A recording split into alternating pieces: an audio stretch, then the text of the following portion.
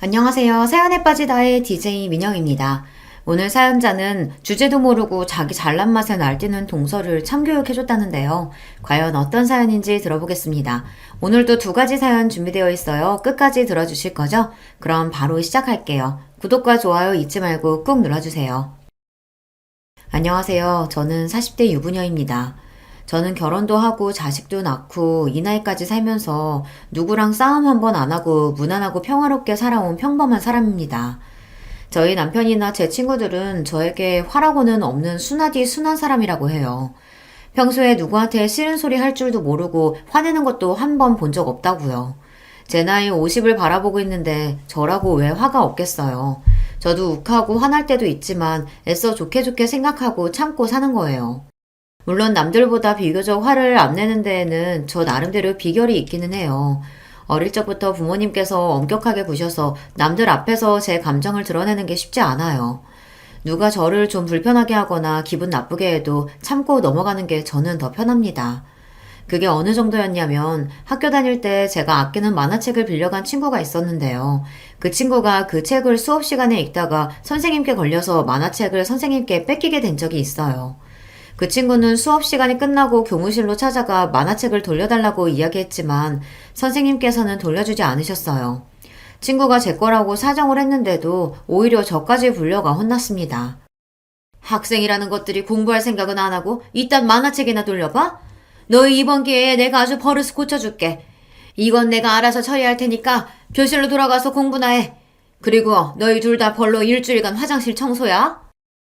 그 만화책은 제가 너무 아끼던 만화책이었어요. 2주 동안 용돈을 모아서 산 거였습니다.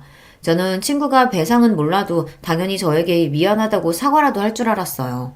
그런데 친구는 본인 때문에 만화책을 뺏겼는데도 저에게 미안하다는 말은커녕 언급조차 하지 않았습니다. 아, 짜증나. 저 선생 너무 짜증나지 않냐? 만화책 뺏어갔으면 됐지. 왜 화장실 청소까지 하래? 그나마 우리 둘이 같이 해서 다행이다. 나 혼자 했으면 더 짜증났을 거야. 선생님께 뺏긴 제 만화책은 신경도 쓰지 않고 오히려 본인이 화장실 청소를 하게 됐다고 짜증만 냈어요. 그러면서 저와 둘이 같이 벌 서는 걸 당연하게 생각했습니다. 그 순간 저는 속으로 별의별 생각을 다 했어요. 만화책을 학교에 가져와서 수업 시간에 본 건 친구인데 왜 저까지 같이 혼인하고 화장실 청소까지 해야 하는 건지 도무지 이해가 되지 않았습니다. 지금이라도 선생님께 가서 나는 못하겠다고 따질까 싶기도 했습니다. 그런데 그날 저녁 학교에서 있었던 일을 들으신 부모님께서 오히려 저를 나무라셨어요. 수업 시간에 만화책을 본 건 그 친구 잘못이지만 어쨌든 그 만화책은 수정이 네 거 맞잖아. 그랬으면 같이 놓아서 화장실 청소할 수도 있는 거지. 뭐가 그렇게 불만이 많아서 툴툴거려? 이미 벌어진 일이니 친구한테 괜한 소리 하지 말고 그냥 도와주고 와라.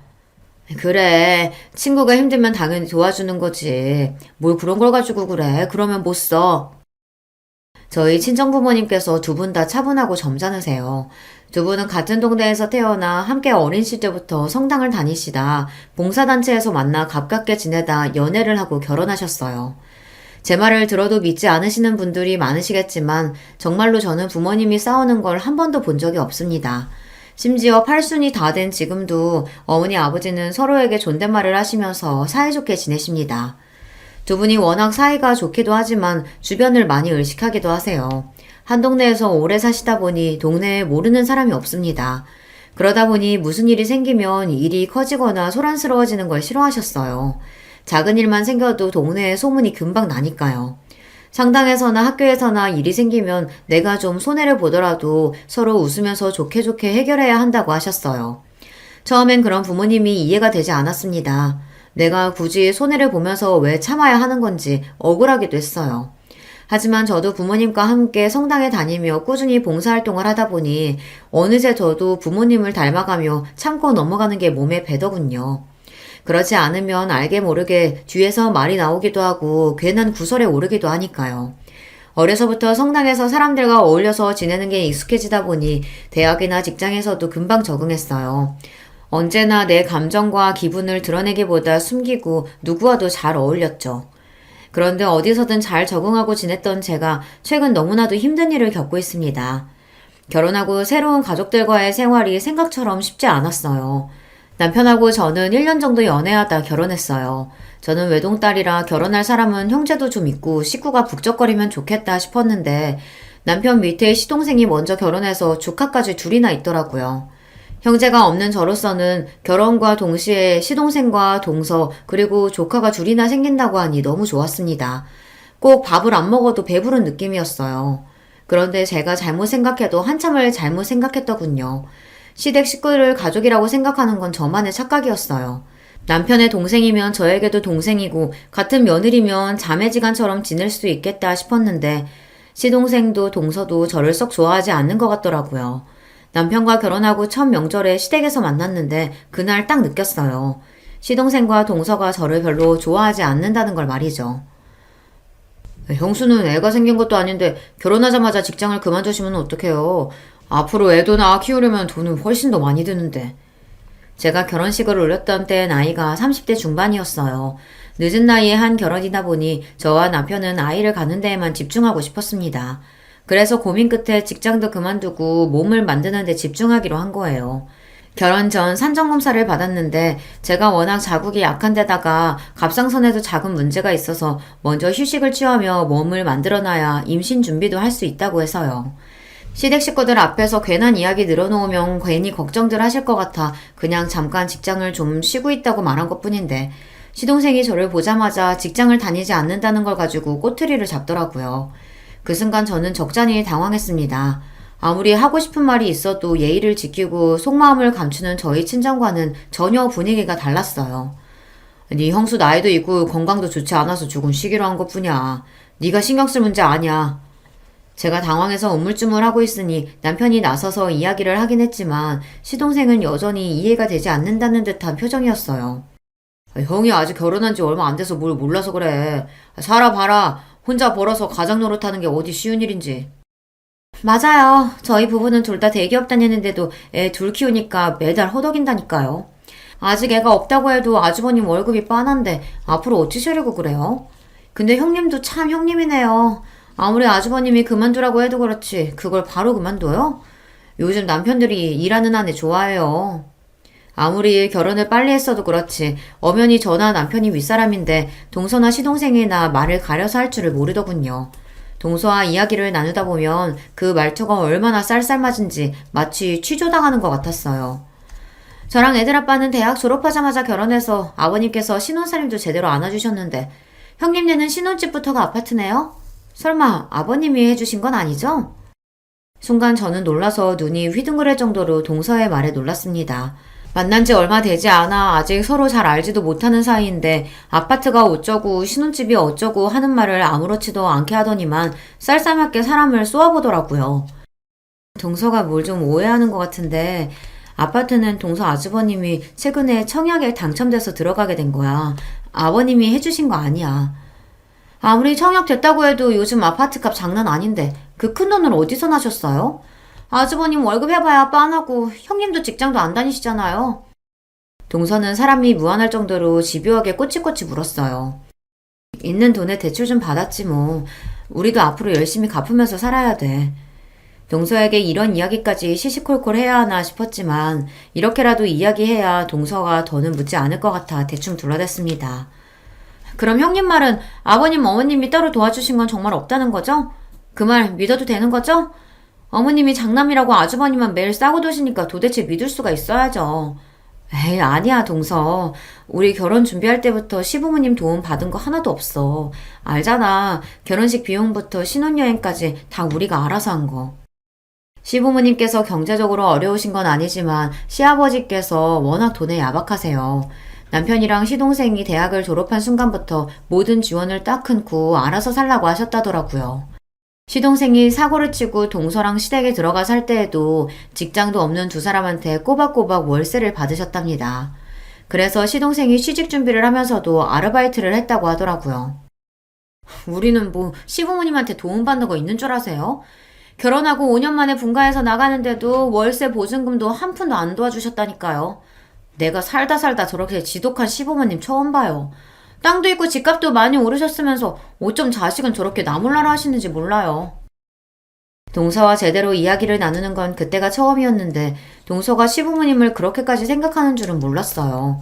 저도 결혼 전부터 느끼기에 시부모님이 좀 무뚝뚝하고 보수적이라고는 생각했지만 자식을 남몰라라 하시는 분들이라고는 생각하지는 않았습니다. 무뚝뚝해도 잔정이 많으세요. 반면 동서는 시부모님이 같은 아들이라도 차남인 시동생보다 장남인 저희 남편을 조금 더 챙긴다고 느끼는 것 같더라고요. 동서랑 시동생은 툭하면 시부모님께서 저와 남편에게 특별히 뭘 더 해주신 건 아닌가 이걸 신경 썼어요. 제가 보기엔 그렇지 않은데 말이죠.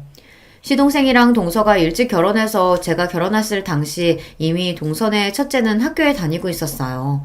동서 말로는 대학 시절 동서랑 시동생이 둘이 너무 좋아서 결혼을 일찍 한 거라고 하는데 시어머니께 듣기로는 대학 졸업을 하기도 전에 동서가 임신하는 바람에 졸업하자마자 급하게 식을 올린 거라고 하더라고요. 당시에는 동서나 시동생이나 둘 다 명문대생이었기 때문에 양가 집안이 발칵 뒤집힐 정도로 큰일이었다고 했습니다. 그럴만했죠. 둘 다 한시라도 빨리 좋은 직장에 취직해야 하는데 지금 당장 애나 키워야 하는 상황이 됐으니 말이죠. 시아버지께서는 시동생과 동서에게 아직 나이가 어리니 우선 애부터 낳고 식을 올리자고 했답니다.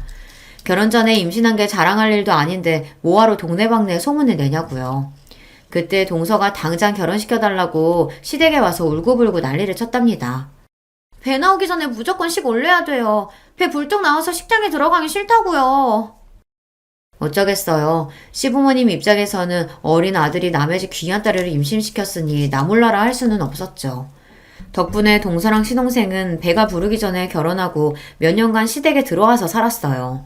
동서는 시댁에서 살았을 때도 매일같이 시집살이를 했다고 툴툴거렸지만 그래도 시어머니께서 동서네 애들을 봐주신 덕분에 시동생이랑 동서가 둘 다 대기업에 입사했어요.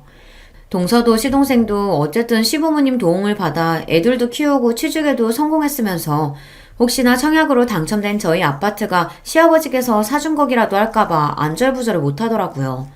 동서 하는 게 얄미워서 저도 한마디 했습니다. 동서 힘든 거 모르는 건 아닌데 그렇게 말을 하면 안 되지. 동서 결혼하고 몇 년 동안 시댁에 신세지면서 어머니가 애들도 다 키워주셨잖아. 그것만 해도 얼마나 많이 도와주신 거야. 형님이 애가 없어서 모르시나 본데 애 키우면서 공부하고 취직하는 게 보통 일이 아니에요. 아버님, 어머님이 능력이 있어서 생활비 주시는 것도 아닌데 당연히 키워주셔야죠. 동서는 명문대를 나와 대기업 다니는 사람이 생각이 짧아도 너무 짧더군요. 시부모님이 봉도 아니고 애도 키워주고 생활비까지 줘야 한답니까? 내가 애는 없어도 주변에 친구들이 다 애가 있어서 들은 게 있어. 일하면서도 애 봐주는 사람 없어서 동동거리는 게 얼마나 힘든데. 그래도 동서는 그런 걱정은 안 하고 편하게 일했잖아. 저도 누구한테 싫은 소리 하는 성격이 아닌데 동서와 이야기를 하다 보면 저절로 화가 나요. 그때였습니다. 제 말에 기분이 상했는지 동서가 인상을 팍 쓰더니 혼잣말을 중얼거렸어요. 일도 안 하고 애도 없는 주제에 뭘 한다고 훈계질이야. 자기 딴에는 혼잣말이라고 중얼거렸는지 모르겠지만 제 귀에는 똑똑히 들렸습니다. 저는 동서의 말에 기가 차서 미간이 절로 구겨졌어요. 저는 곧바로 동서에게 뭐라고 한 거냐고 따져 물었습니다. 기분이 너무 나빠서요. 그런데 그때였어요. 방에 있던 시동생이 나오다가 제가 하는 말을 듣고 놀라서 다가왔습니다. 형수님, 지금 영민 엄마한테 소리 지르시는 거예요? 왜요? 왜 소리 지르시는 건데요? 시동생이 원래 성격이 좀 급하고 욱해요. 덩치도 크고요. 시부모님 앞에서도 별거 아닌 일에도 언성을 높이기도 하고 화도 잘 냅니다. 그런 사람이 저에게 다가와서 무슨 일이냐고 소리를 지르는데 저도 순간 겁이 확 나더군요. 그게 동서가 혼잣말을 하는데 나한테 뭘 한다고 훈계질이냐고 하잖아요. 형수님, 똑똑히 들으신 거 맞아요? 이 사람이 형수님한테 뭐하러 그런 소리를 하겠어요? 형수님이야말로 어른들 안 계신다고 괜히 형님 노릇하려는 거 아니죠? 이게 다 무슨 소란이냐? 부모 앞에서 뭐하는 짓이야? 시동생의 큰 목소리에 방에 계시던 시부모님과 남편까지 놀라서 나왔어요. 순간 저는 말문이 턱하고 막히고 말았습니다. 지금까지 살면서 분란을 한 번도 만들어 본 적이 없던 제가 결혼한 지 얼마 되지 않아 이런 말도 안 되는 상황에 휘말리고 말았다는 게 저로서도 당황스러웠습니다.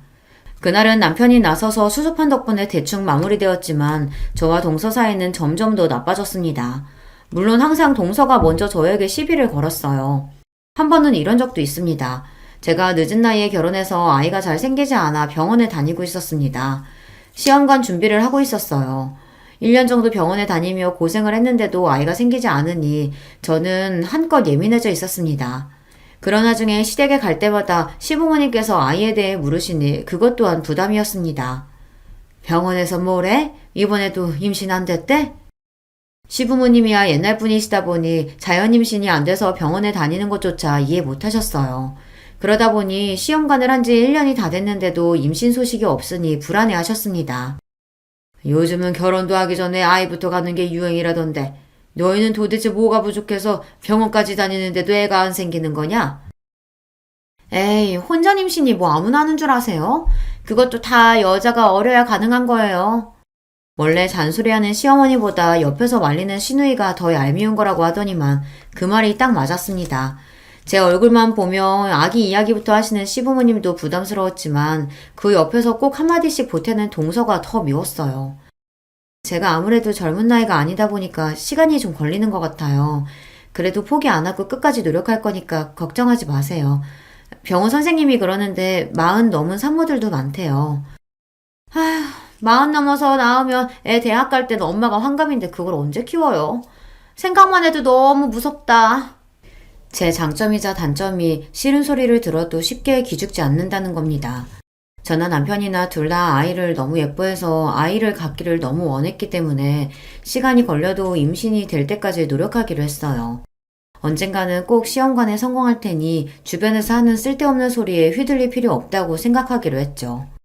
그래도 하늘이 저를 버리지는 않으셨는지 제 간절한 기도를 들어주셨습니다. 시험관 시술하기 시작한 지 2년 만에 임신을 했어요. 아이고 잘했다 잘했어. 2년 동안 생고생고생하길래 옆에서 보기에도 너무 안쓰러웠는데 그래도 임신이 됐다고 하니 얼마나 다행이니? 처음 임신 소식을 알았을 때 너무 좋아서 남편이나 저나 동네방네 소문내고 싶었지만 혹시나 설레발을 쳤다가 아이가 잘못되기라도 할까봐 저와 남편은 2달이나 꾹꾹 참고 있다가 임신 12주를 넘기고 나서야 시부모님께 말씀드렸어요. 아휴, 내년까지도 안 생기면 제가 도시락 싸들고 다니면서라도 형님 말리려고 했는데 40 직전에라도 성공해서 다행이네요. 제가 키워보니까 애 키우는 게 보통 힘든 일이 아니더라고요. 애 어릴 때는 몸고생이 말이 아니었는데 좀 크니까 애 앞으로 들어가는 돈이 어마어마하더라고요. 형님도 마음 단단하게 먹으세요. 도대체 이게 축하한다는 말인지 엿먹으라는 말인지 잘 모르겠지만 어찌됐든 저에게는 좋은 일이니 동서 말쯤은 한 귀로 듣고 한 귀로 흘리기로 했어요. 그러던 어느 날이었습니다. 저희 아들이 태어나고 육아에 한창이던 때였는데 동서가 또 제게 시비를 걸어왔어요. 주말에 시어머니께서 잠깐 집에 들르라고 하셔서 아들을 데리고 갔는데요. 동서가 일찍 와 있더라고요. 둘째가 큰 애 넣어준다고 애 옷이랑 장난감 잔뜩 가지고 왔더라고. 먼저 키운 선배가 있으니 얼마나 좋니? 둘째가 눈이 높아서 애 물건은 다 비싸고 좋은 것만 잔뜩이라 하나같이 깨끗하고 다 새 것 같다. 동서가 제 아들에게 물려주겠다고 옷이랑 장난감을 잔뜩 가지고 왔더라고요. 처음엔 저도 동서가 웬일인가 싶었습니다. 제 아들 돌잔치에도 일이 바빠서 못 올 만큼 평소에 저나 제 아들에게 일절 관심도 없었거든요. 그런 사람이 무슨 바람이 불어 시댁까지 불러댔나 했더니만 또 사람을 앞에 두고 잘난 척을 할 심산이었더군요. 내가 이럴 줄 알았어. 형님, 민영이 내복 이거 다 시장에서 대충 사셨죠? 아기들은 피부가 약해서 내복은 무조건 오가닉 제품으로만 입혀야 한다니까요. 이거 제가 백화점에서 10만 원도 넘게 주고 산 내복이니까 당장 이거로 갈아입히세요. 괜히 싸구려 폈다가 애 아토피라도 생기면 엄마가 얼마나 고생하는데요. 동서는 참 이상합니다. 먼저 저한테 어디서 샀냐고 묻지도 않아 놓고는 무조건 제가 산 물건은 매일 시장에서 산 거 아니냐고 했어요. 그것도 듣기 싫은 말투로요. 동서, 이거 시장에서 산 거 아니야. 다 친구들한테 선물 받은 건데 무슨 소리야. 그리고 애 내복을 무슨 10만 원이나 주고 사. 그게 말이 돼? 저도 웬만하면 동서한테 구구절절 설명하고 싶지 않았지만 동서 태도가 너무 기분 나빠서 곧장 말을 받아쳤습니다. 그리고 아무리 생각해도 아기 내복이 10만 원이라는 건 믿기지 않았어요. 형님 친구들이 줬으면 그 취향 다 알만하죠. 친구들은 원래 다 끼리끼리 노는 거잖아요. 이 장난감도 제가 외국 사이트에서 다 직구한 거라 좋은 것들이니까 망가지지 않게 조심해서 쓰세요. 민영이는 좋겠다. 나같이 능력 있고 센스 있는 작은 엄마 있어서. 동서는 박스에서 연신 오시며 장난감을 꺼내면서 하나하나 얼마나 좋은 제품인지 저에게 일일이 다 설명했어요. 그러면서 제 아들에게 자기 같은 작은 엄마 없다고 생신까지 내더군요. 물론 동서 딴에는 저를 위해서 가져온 거겠죠. 그런데 동서가 하는 말을 가만히 듣고 있으면 어쩐지 기분이 상했어요. 마치 제가 좋은 제품이나 옷을 애한테 사주지 못해서 동서에게 구걸이라도 하는 느낌이 든달까요? 그 이후로도 줄곧 동서는 저와 제 아들을 만나면 입고 있는 옷이나 신발을 보고 꼬투리를 잡았어요. 한 번은 시댁에 행사가 있어서 식당에서 저녁을 먹기로 했는데 주차장에 미리 도착한 저와 동서가 만난 적이 있었습니다. 그런데 차에서 내리는 저를 가만히 지켜보던 동서가 제 옷을 보더니 입까지 가리고 실실 웃더라고요. 평소 동서를 생각했을 때 절대 좋은 얼두로 웃는 것 같지 않아 저는 절로 미간이 구겨졌습니다. 동서는 만날 때마다 도대체 왜 저러는지 모르겠어요. 동서가 특출나게 집안이 좋다거나 부티가 나는 사람이면 저도 그러려니 하겠는데요. 그래봤자 동서도 평범한 회사원이고 친정도 동네에서 갈비집을 운영하는 걸로 알고 있어요. 물론 동서도 어려서부터 부족한 거 없이 곱게 자란 건 알아요. 아무리 그래도 그렇지 그렇다고 다른 사람을 마음대로 무시해도 되는 건 아니잖아요. 동서의 태도에 순간 기분이 확 상해서 곧바로 동서에게 물었어요. 뭐가 웃겨서 혼자 웃냐고요. 그러자 동서가 하는 말이 기가 막혔습니다. 형님, 오늘 가족끼리 모여서 외식한다고 혹시 오랜만에 동대문 시장이라도 가서 쇼핑하고 오셨어요? 동대문? 내가 갑자기 동대문에 왜 갔다 와? 나 동대문 안 갔다 왔는데. 뜬금없이 무슨 소리를 하는 건가 싶어서 저는 의아했습니다. 갑자기 사람을 보고 웃더니 동대문 시장이 웬 말인가 싶었죠. 어머, 근데 짝퉁이 너무 잘 만들긴 했다. 다른 사람이 입었으면 깜빡 속을 뻔했어요. 형님, 아무리 몰라도 그렇지 이런 건 돈 주고 사지 좀 마요. 이거 샤넬 짝퉁이에요. 제 곁으로 다가온 동서가 제가 입은 코트를 만지작거리더니 제 옷이 명품 짝퉁이랍니다. 저는 순간 너무 황당해서 얼굴이 새빨개졌어요. 동서, 설마 지금 이게 짝퉁인 줄 알고 나더러 동대문 갔다 왔냐고 한 거야? 동서, 이거 짝퉁 아니야. 이거 진짜 샤넬이야. 식당 지하주차장에서 제가 이런 이야기를 할 줄은 몰랐는데 너무 억울해서 가만히 있을 수가 없었습니다. 그런데 제 말에도 동서는 오히려 더 크게 웃었어요. 아우, 형님, 뭘 그렇게 정색하세요? 알았어요, 알았어. 제가 너무 큰 소리로 말해서 형님이 쪽팔리셨나 보네. 걱정하지 마세요. 제가 가족들 앞에서는 비밀로 해드릴게요. 근데 앞으로는 이런 거 사지 마세요. 이런 티나는 짝퉁 살 바에야 그냥 보세에서 깨끗한 거 사서 입는 게 형님한테 더 어울려요. 저는 지나가던 사람에게 뒤통수라도 얻어맞은 것처럼 뒷골이 다 얼얼했습니다. 황당해서 말문이 턱 막혔어요. 그런 와중에 동서는 자기 할 말만 하고는 그대로 식당으로 올라가 버렸습니다. 그날 이후 동서를 만나기로 하면 저도 모르게 긴장이 됐어요. 동서가 오늘은 또 나를 보고 무슨 말을 할까 싶어 긴장됐습니다. 그래서 괜히 옷차림이나 겉모습에 신경을 쓰게 됐어요. 남편이나 아들도 마찬가지였습니다. 동서는 제 남편이나 아들을 보고도 이런저런 말을 하다 보니 제가 더 챙길 수밖에 없었어요. 그뿐만이 아니에요. 한 번은 우리 집에 온 적이 있었는데요. 동서는 남의 집에 와서도 그 쫄싹거리는 입을 또 함부로 놀렸습니다. 역시 대단지 아파트가 좋기는 좋다. 지은 지 얼마 안 된 집이라 그런지 단지 안에 공원도 있고 헬스장도 있고 애들 유치원에 학교까지 너무 잘 돼 있어서 멀리 갈 필요도 없겠어. 둘째 너희들도 맨날 놀러만 다니지 말고 빨리 돈 좀 모아서 아파트 사. 언제까지 애 둘 데리고 그 작은 빌라에서 살 거야?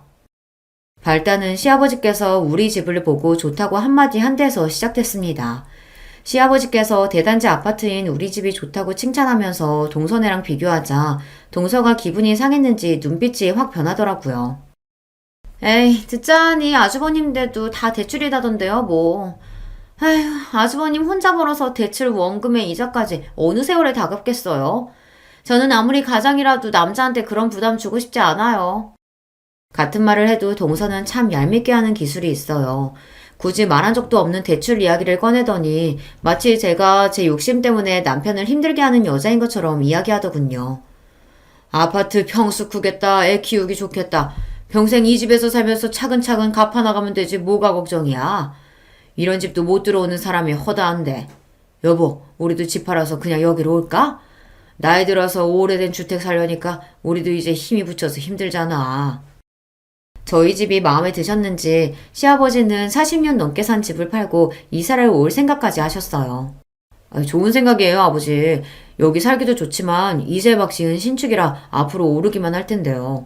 지금이라도 이사 오시면 좋죠. 어떻게 제가 부동산에 알아볼까요?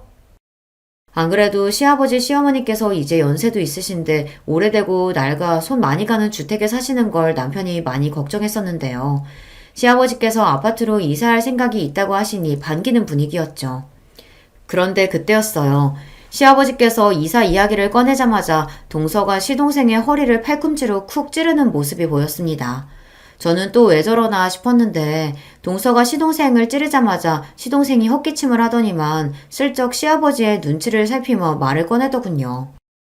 평생 주택에서만 사시던 양반이 답답하게 아파트에서 어떻게 살아요. 이왕 말 나온 김에 지금 사시는 집 팔고 지방에 공기 좋은 데로 옮기시는 건 어때요? 아버지 옛날부터 작은 텃밭이라도 가꾸고 싶어 하셨잖아요. 시동생과 동서의 속이 빠댔습니다. 옛날부터 시아버지께서 가지고 계신 땅이랑 집을 언제나 팔아서 본인들을 좀 도와줄까 눈치만 살피더니 이 김에 또 그 이야기를 꺼내는 거죠. 남편이 시동생의 그런 시커먼 속을 모를 리 없었습니다. 너 무슨 소리 하는 거야? 아버지 지금 사시는 주택도 관리하기 힘들다고 하시는 건데 이혼세 갑자기 시골로 가서 어떻게 살아? 형이야말로 아버지더러 이 비싼 아파트에 어떻게 들어오라고 그런 태평한 소리를 해. 그 오래된 주택 팔아봐야 얼마 되지도 않을 텐데.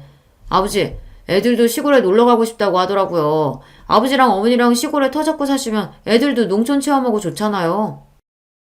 철딱서니 없는 소리 하고 있네. 아버지 어머니가 다 늙어서 네 자식 농촌 체험 시켜주시겠다고 농사지시냐? 말이 되는 소리를 해야지 너. 괜히 아버지 땅이랑 집 욕심내지 말고 직장 생활이나 열심히 해. 형, 말이면 단 줄 알아? 내가 언제 아버지 집에 욕심냈다 그래. 아니거든? 아이고, 또 시작이다.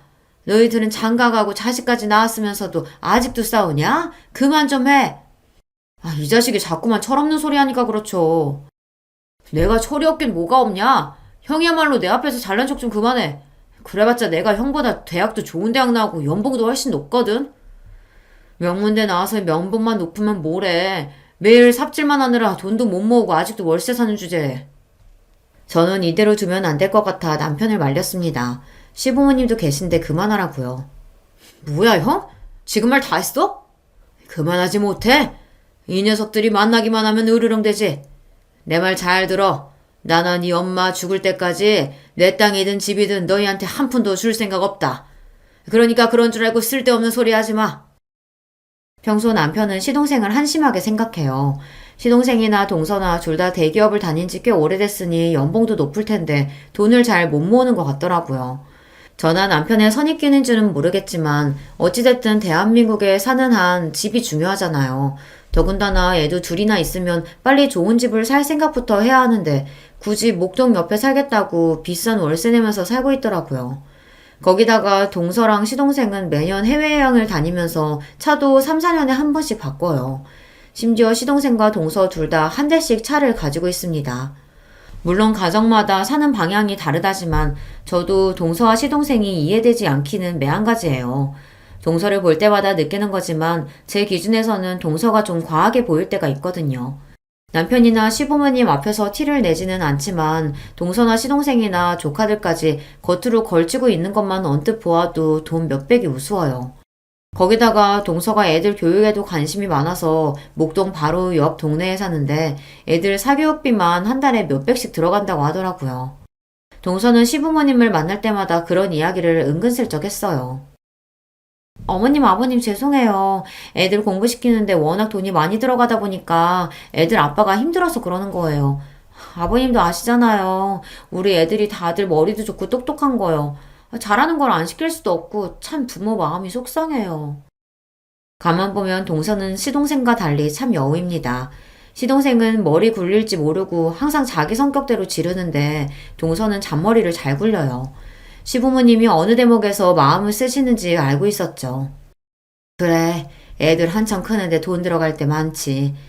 내가 너희 시아버지한테 말 잘해볼 테니까 걱정하지 마라. 시아버지께서는 당신이 돌아가시기 전까진 절대 자식들에게 한 푼도 물려주지 않겠다고 하셨지만 시어머니는 달라요. 자식들 고생하는 게 싫어서 어떻게든 시아버지를 설득해 자식들을 도와주려고 하셨죠. 그런 점을 모를 리 없는 동서가 항상 시어머니를 구워 삶아 학원비 같은 걸 도움받는 것 같더라고요. 그러던 어느 날이었습니다. 며칠 뒤 시어머니 생신이라 백화점에 들러 쇼핑하고 있었습니다. 그러던 중 생각지도 못했던 사람을 만났어요. 하필이면 명품관에서 동서를 딱 마주하고 만 거예요. 동서는 가방이 마음에 드는데 가격이 비싸서 고민이 되는지 가방을 들었다 놨다 그걸 반복하고 있더라고요. 저도 예상하지 못했던 갑작스러운 만남에 놀라긴 했지만 그렇다고 티를 낼 수는 없으니 먼저 동서에게 다가가 아는 체를 했어요. 제 인기척에 가방을 구경하고 있던 동서가 뒤를 돌아 저를 보더니 놀라서 눈이 동그래졌더군요. 그런데 동서가 제게 한다는 말이 가관이었어요. 어머 형님, 형님이 여기 웬일이세요? 혹시 저보고 따라 들어오신 거예요? 형님, 여기 명품관이에요. 동서는 제가 백화점 명품관에 있는 게 말이 안 된다는 듯 눈을 날카롭게 뜨더니 명품관이라는 단어에 힘을 주고 말하며 사람을 무안하게 만들었어요. 그 모습에 저도 모르게 기분이 확 상하더군요. 동서, 나를 뭘로 보고 그런 소리 하는 거야? 나도 알아. 여기 백화점 명품관인 거. 나 어머님 생신 선물 사러 왔거든? 싸가지 없는 동서에게 굳이 이러니 저러니 설명하고 싶지 않았지만 동서의 태도가 하도 재수없어서 저도 모르게 시시콜콜 설명하게 되더군요. 그런데 그때였어요. 동서가 손에 들고 있던 가방을 툭 내려놓더니 고개를 삐딱하게 세우며 저를 쏘아보더군요.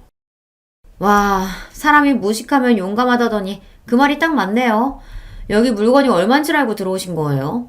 형님 주제에 백화점이라니 말이 돼요? 그냥 이 뒤에 남대문이나 가세요. 거기 가면 형님 수준에 딱 맞는 거 많아요. 순간 저는 제 두 귀를 의심했습니다. 동서가 저를 향해 한 말이 맞나 싶어서요. 그런데 이 상황이 꿈이 아니라 실제 상황이 맞더군요.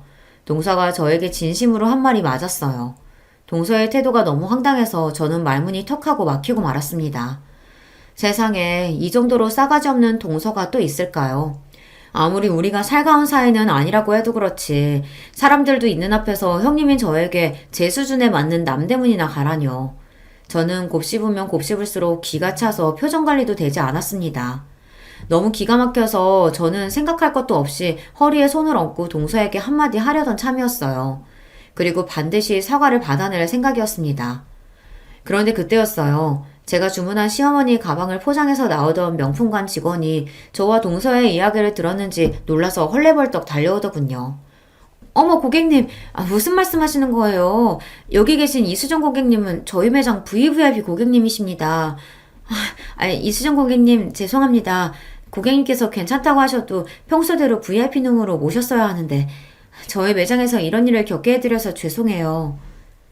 사과해야 할 사람은 동서인데 애꿎은 명품관 직원이 더 놀라 허리까지 숙이며 저에게 사과했어요.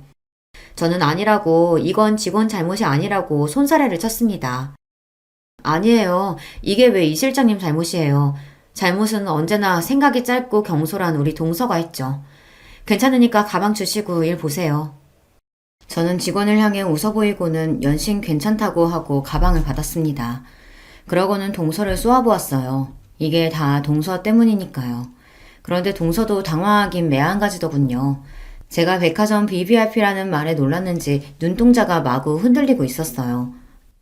아니, 이 실장, 이게 무슨 말이야? 형님이 백화점 VIP라니 뭔가 잘못한 거 아니야?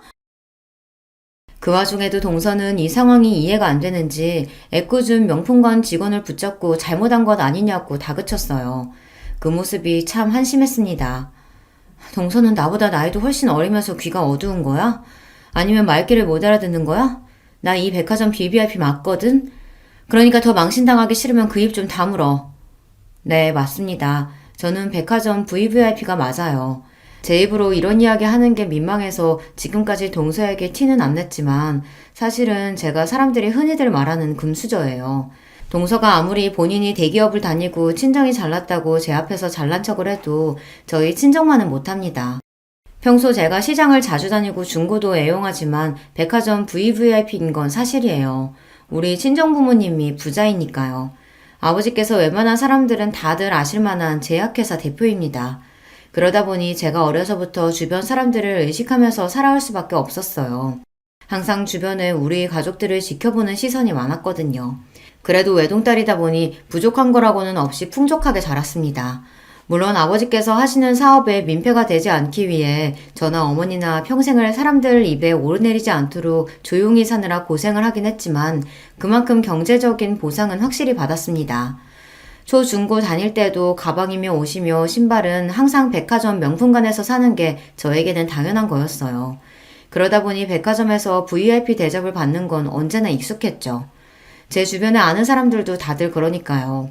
저도 다른 지인들처럼 조건 맞는 사람들과 선도 보고 소개도 많이 받았지만 만남이 잘 이루어지지 않았습니다. 그러다가 늦은 나이에 남편을 만난 겁니다.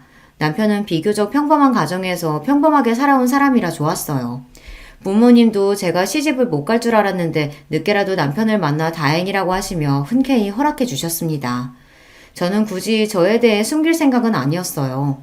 결혼 초부터 동서나 시동생이 시부모님 재산을 가지고 항상 예민하게 구는 모습을 보니 자세하게 말하지는 않았지만 사실 저와 남편이 결혼할 때 청약으로 받았다고 했던 아파트도 사실 친정아버지께서 대학 졸업할 때 선물로 주신 거예요. 그런 이야기를 시동생이나 동서에게 하는 게 아무래도 민망해서 하지 않은 겁니다. 제 경험상 저희 부모님 이야기를 하면 100의 반은 부러워하지만 나머지 반은 질투하면서 싫은 소리를 하더라고요. 나중에는 부모님 덕분에 제가 긍정적인 거라는 등 저에게 돈 걱정 없어서 태평하다는 등 비아냥거리기도 하고요. 그런 말들이 다 틀린 말은 아니지만 제가 직접 들을 때마다 마음이 상할 때가 있었어요. 그래서 굳이 주변에 집안 이야기를 잘 안 해요. 거기다가 남편 말이 만약 우리 집이 잘 산다는 걸 시동생이나 동서가 알게 되면 시부모님을 더 괴롭힐 거라고 했습니다. 부모님께 우리는 돈 걱정 없으니까 자기들한테 땅이고 뭐고 지금 당장 다 넘겨달라고 조를 게 뻔해. 그러니까 웬만하면 우리 상황 이야기하지 말자. 저도 남편 말에 동의했어요. 동서랑 시동생은 자기들이 좋은 직장 다니고 연봉도 높다고 매일 자랑하면서도 시부모님께 돈 챙기는 꼴을 못 봤습니다. 시부모님께서 적금이라도 타고 돈이라도 좀 생기면 조카들 핑계를 대서라도 빼서 다 쓸 생각만 했으니까요. 그런데 더는 저도 동서의 헛소리를 못 들어주겠습니다. 개념도 없고 싸가지도 없는 동서를 봐줄 수 없었어요. 내가 자랑하는 것 같아서 말은 안 했지만 동서가 나에 대해 몰라도 너무 모르는구나. 우리 아버지가 현대제약 대표이사야. 그래서 나도 현대제약 임원이고 난 동서랑 달라. 나가서 힘들게 일 안 하고 가만히 놀고 있어도 알아서 돈이 들어온다고. 저는 결혼 전까지 아버지의 회사 일을 함께 돕다가 결혼한 지금은 아버지 회사에서 임원직으로 있어요. 진작에 증여받은 주식이랑 건물도 있어서 아무것도 하지 않아도 달마다 생활비가 척척 들어옵니다. 제가 부모님 재력을 가지고 누구한테 이런 식으로 이야기하는 사람이 아닌데 동서가 자꾸만 저를 무시하는 말을 아무렇지 않게 하니 저도 가만히 있을 수가 없더군요. 지렁이도 밟으면 꿈틀한다는데 동서의 무례함에 저도 도저히 참을 수가 없었어요. 말도 안 돼. 형님 친정이 현대제약이라고요? 형님네 부모님 매일 봉사 다니시고 그러셨잖아요. 그래서 매일 지질이 공상으로 사는 줄 알았는데. 동서는 잘못 생각해도 한참을 잘못 생각했더군요. 제가 집에서 아이 키우며 살림만 하며 사는 걸 보고 지질이 궁상으로 사는 줄 알았나 봐요. 동서가 공부만 해서 그런가? 세상을 너무 모르네. 우리 친정부모님 연세에 재력 없으면 남을 어떻게 도와. 다 재력이 있으니까 남도 도움에 사는 거지. 이제 보니 형님이나 형님네 친정이나 엄청 음흉하시네요. 남 돕는다고 잘난 척은 다 하시더니만 백화점 VVIP신 거 보니까 겉으로만 남 돕는다 그러고 뒤로는 꽤 사치 부리시나 봐요. 동서는 저를 무시하고 깔아뭉개려고 하다 안 되니 이제는 저로도 모자라 친정 부모님까지 끌어다가 모욕을 하더군요. 동서가 뭔데 우리 부모님까지 끌어다 막말을 해? 동서가 무슨 말을 해도 동서는 일개 회사원이고 나는 백화점 VVIP라는 사실은 안 변해. 그러니까 이제 그만 나한테 사과해. 동서는 하나만 알고 둘은 모르더군요. 제가 백화점 VVIP인 게 질투가 나면서도 어떻게든 그 점을 가지고 사람을 몰아붙이려고 사치스러운 거로 몰아가더군요.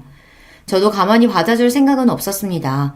동서의 무지함과 몰상식함을 받아주는 건 이제 끝이거든요. 사과는 무슨... 제가 뭘 잘못했다고 형님한테 사과를 해요. 저 잘못한 거 없어요. 제가 전과는 다르게 행동하니 동서도 많이 당황했는지 잘못한 거 없다고 소리를 지르면서도 혼자 손을 부들부들 떨면서 어쩔 줄 몰라 했습니다. 어떻게든 나를 이겨보겠다고 입에 개거품을 물고 이야기하는데 소용없었죠. 동서가 나한테 잘못한 게 없어? 좋아. 난 무슨 일이 있어도 동서한테 사과를 받아야겠어. 그 순간 재수없는 동서의 얼굴 뒤로 조금 전까지 동서가 만지작거리고 있었던 가방이 눈에 들어오더군요. 저는 이거다 싶었습니다. 동서가 아무리 대기업을 다닌다고 해도 어차피 월급쟁이잖아. 월급 받아봐야 뻔한데 동서야말로 명품은 무리 아니야? 이왕 온 거 동서가 아까부터 계속 주무르던 가방 내가 저거 사줄게. 대신 지금 당장 나한테 사과해. 말하면서도 저도 반신반의했습니다. 평소 제 앞에서 똑똑한 척이란 똑똑한 척은 다 하던 동서가 명품 가방 하나 갖겠다고 자존심을 구기고 사과할까 싶어서요. 그런데 동서는 자존심이란 없는 사람이었습니다. 명품 가방을 사주겠다는 말에 곧바로 얼굴에 미소가 번지더군요. 형님, 진짜예요?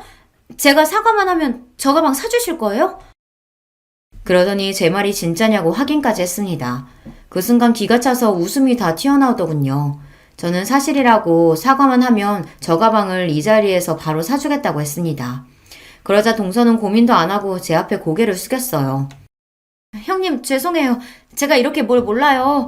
지금까지 형님을 몰라봤어요. 앞으로는 절대 형님 기분 상하게 하는 일 없을 거예요. 동서가 이런 애인 줄은 꿈에도 몰랐습니다. 평소 명품, 돈 좋아하는 건 알았지만 이 정도인 줄은 몰랐어요. 원래 미운 놈 떡 하나 더 준다고 하잖아요. 동서가 아무리 거지 같아도 약속은 약속이니 저는 바로 명품관 직원에게 가방을 포장해달라고 했습니다. 그러자 동서가 설레발을 치며 발을 동동 구르더군요. 그러더니 제 손을 부여잡았어요. 어머 형님 진짜 사주시는 거예요? 대박 형님 최고! 이렇게 쉽게 동서에게 사과를 받을 줄 알았으면 진작 사줄 걸 그랬습니다. 그리고 순간 차라리 이 김에 동서 길을 확 죽이자 싶더군요. 나 빈말하는 사람 아닌 거 몰라? 동서도 앞으로는 정신 좀 차리고 나한테 형님 대접 똑바로 해. 앞으로 어떻게 하는지 내가 똑똑히 지켜볼 거야. 어머 형님도 참 제가 뭘 어쨌다고.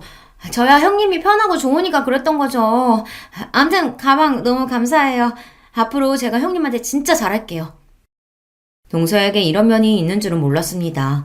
제가 별 볼 일 없어 보일 때는 본인이 대기업쯤 다닌다고 얼마나 잘난 척을 했는지 몰라요. 거기다가 사람을 면전에서 마음대로 무시하더니만 명품 가방 하나에 눈웃음을 살살 치더군요. 이왕 이렇게 된 거 저는 차라리 잘 됐다 싶었습니다. 제가 아무리 미워해도 동서와 제가 동서지간이라는 사실은 변하지 않으니 이 기회에 동서를 확 휘어잡아서 제 마음대로 주무를 수 있을 것 같았어요. 그날 이후 동서와 저와의 관계는 180도 달라졌습니다. 명품 가방도 가방이지만 저희 친정이 빵빵하다는 걸 알고 나서는 동서가 일절 저를 무시하거나 막말을 하지 않았어요. 오히려 제가 한마디 하거나 싫은 소리를 해도 실실 웃어 넘기더군요. 이번 어머니 생신에는 동서가 미역국 끓여오기로 한 거 안 까먹었지?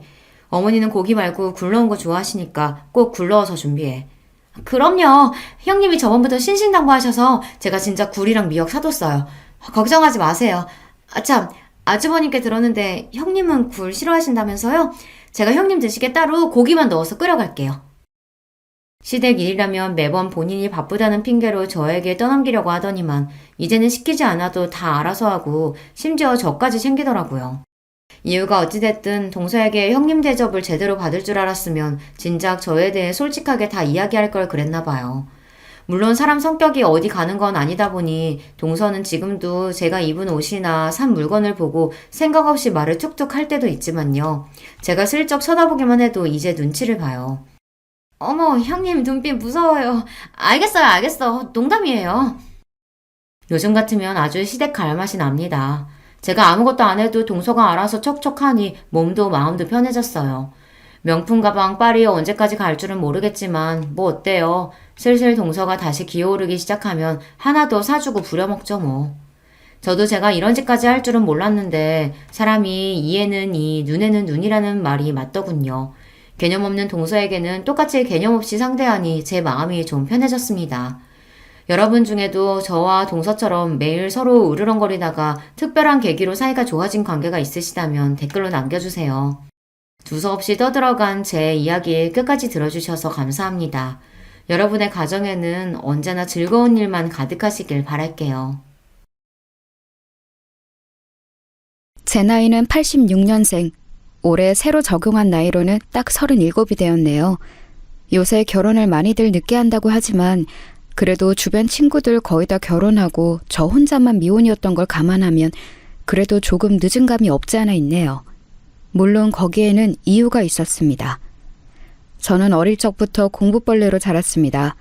석사 졸업을 한 이후에 잠시 직장 생활을 하기도 했지만 공부에 대한 욕심이 계속 생겨서 비교적 늦은 나이에 박사과정에 지원을 했습니다. 연구실 동기들 중에는 나이가 제일 많았어요. 연애를 아예 안 해본 것은 아니지만 길게 해봐야 1년 남짓. 그마저도 공부한다는 핑계로 깊은 관계를 맺지는 못했습니다.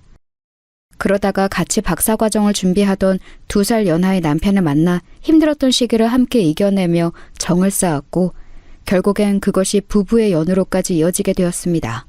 남편과 저는 서로 얼마나 죽고 못 살았는지 둘 다 아직 박사학위도 취득하지 못한 연구생 신분일 때 결혼을 하게 되었습니다. 주변에서는 한쪽이라도 경제적으로 안정되어 있을 때 결혼을 하는 것이 좋지 않겠냐며 우려의 목소리를 높였지만 저와 남편은 평생 함께 공부만 하면서 살 수 있으면 조금 가난해도 괜찮다는 주의였기에 과감히 결혼을 결심했습니다. 지금도 연구원에서 나오는 연구비로 근근히 생활을 하고 있지만 그것만 있어도 남편과 저는 얼마나 행복한지 모르겠습니다. 남편의 집안은 대대로 학자 집안이었습니다. 엄청 부유하다고 할 수는 없지만 시아버지가 오랫동안 대학 교수로 일을 하셨고 남편의 형 2명도 다 박사과정을 거쳐 대기업에 입사한 인재들이었죠. 막내 아들인 남편은 대학을 졸업하고 약간의 방황의 시간이 있었다고 해요. 형들은 다 탄탄대로로 학위도 따고 취업도 하고 했는데 정작 본인은 정말 하고 싶은 일을 찾지 못해 허송세월을 보냈다고 해요. 그러다가 뒤늦게 저와 같은 전공인 이 분야에 눈을 뜨게 되어 정말 열심히 공부를 했어요. 사실 처음엔 눈에 잘 띄지 않는 그저 대학원 후배 정도로만 여겼었는데 매일같이 함께 밤을 새고 연구하다 보니 정이 들었어요. 그 사람의 본 모습을 가까이서 보기 시작하니까 정말 알면 알수록 좋은 사람이더라고요. 이 사람이라면 내 남은 삶을 함께해도 되겠다 싶었습니다. 그렇게 남편에게 꿈만 같은 프로포즈를 받고 얼마 지나지 않아 상견례 날이 다가왔습니다. 이 이야기가 참 재미있습니다. 정말 드라마에나 나올 법한 얘기랍니다. 상견례 날이 되자 저는 공부만 하느라 찌들었던 모습을 잠시 탈피하고 나름 단정하게 꾸미고서 나섰습니다. 저는 외동딸이었기에 엄마, 아빠, 저 셋뿐이었지만 남편 집안은 삼형제에 아주버님들이 다 결혼을 하셨으니 시어머니, 시아버지까지 총 7명이나 되었죠. 예약되어 있던 룸에 저희 가족이 먼저 도착하고 시아버지와 시어머니와 남편이 도착해서 이런저런 이야기를 나누고 있었습니다. 그때까지 분위기는 아주 순조로웠어요. 그런데 이내 노크 소리가 들리더니 큰 아주버님 내외가 들어서는데 형님 되실 분이 낯이 많이 익었습니다. 큰 눈에 오똑한 코, 늘씬한 몸매의 그 모습은 분명 제가 알던 그 사람이었습니다. 어서오세... 어? 아니 너 임지영? 너가 어떻게 여기? 아니 그럼 내 시연이 될 사람이 너야? 어머나 세상에. 어머나 공구벌레 박수희? 야 어머 웬일이야. 도련님 결혼한다 그래서 섹시될 사람이 누군가 했더니 그러게 야 정말 아버님 어머님 지영이랑 저는 고등학교 동창이에요. 이런 데서 이런 인연으로 다 만나네요. 그래? 아이고 사람 인연 참 신기하구나. 이왕 이렇게 된 거 잘 됐지 뭐냐. 야 이제 형님이다 형님. 똑바로 모셔. 네 그렇습니다. 상견례 날 마주한 손윗동서가 고등학교 동창이었던 임지영이라니 세상이 정말 좁습니다. 그런데 너 쌍둥이였잖아. 너 동생 지은이는 어떻게 지내? 아 지은이? 놀라지 마. 지은이는... 지영이가 그 말을 하려는 찰나에 뒤이어 노크 소리가 들리고 작은 아주버님 내외가 들어서는데 안녕하세요. 저희가 좀 늦었죠? 반갑습니다. 임지훈이라고 해요. 어머나 임지훈! 너까지 이게 어떻게 된 거야? 어머나 박수희, 너 박수희야? 웬일이야 웬일! 언니 알고 있었어? 정말 놀라운 일의 연속이었습니다. 첫째 형님이 학창시절 동창인 것도 놀라운데 그 쌍둥이 동생마저 연이어 둘째 동서라니요. 현실은 항상 드라마보다 더 드라마 같다니까요. 세상에 이런 신기한 일이 살다 보니 생기는구나. 우리 형준이 뒤늦게 장가 보내느라 마음고생이 이만저만이 아니었는데 새로 맞이하는 며느리가 또 동서지간에 이미 연이 있다고 하니 반가운 일이로구나. 그래, 학창시절에 서로 사이좋게 지냈겠지? 네?